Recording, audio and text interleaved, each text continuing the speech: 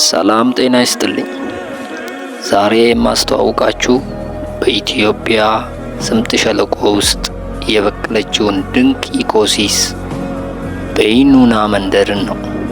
በይኑና ቪሌጅ ቦታዋ ከታሪክና ከተፈጥሮ ጋር የተቆራኘች ድንቅ ስፍራ ናት።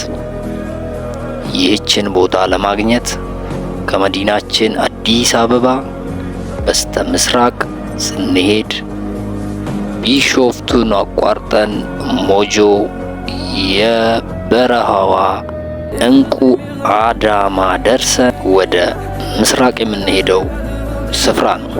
ከአዲስ አበባ 178 ኪሎ ሜትር 111 ማይል ማለት ነው ርቀት ላይ የምትገኝ ስፍራ ናት።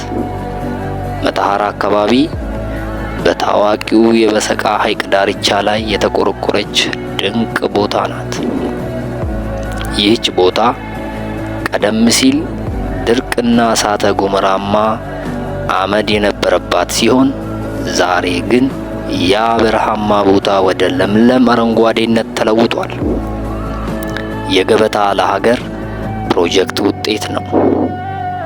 ቤቶቹ የኢትዮጵያን ባህላዊ እሴት ከዘመናዊ የቅንጦት ዲዛይን ጋር ያዋደደ የሞሮኮና የቱርክ ባህላዊ የእንፋሎት መታጠቢያዎች፣ የተፈጥሮ የከርሰ ምድር ሙቅ ውሃ የሚሞሉ መዋኛዎች፣ ዘመናዊ ሲኒማ ቤቶችና የስፖርት ማዘውተሪያዎች አሏት። መንደሩ መዝናኛ ብቻ ሳይሆን 10 ሄክታር ላይ ያረፈ ትልቅ እርሻ ያለበት ስፍራ ነው። ከእርሻ ወደ ማዕድ from farm to table በሚለው ፍልስፍና መሰረት ጎብኚዎች ኦርጋኒክ ምግቦችን ይመገባሉ። ግመሎች፣ ፍየሎችና የተለያዩ ፍራፍሬ ተክሎች የአካባቢው ድምቀት ናቸው። በአቅራቢያው የሚገኘው የአዋሽ ብሔራዊ ፓርክ እና የዱር እንስሳት በቅርብ ርቀት ስለሚገኙ መጎብኘት ይቻላል። የበሰቃ ሐይቅ ላይ የሚታየው የፀሐይ ግብዓት ወይም ሳንሴት እጅግ አስደናቂ ነው። በዚህ ሐይቅ አዞ ይገኛል።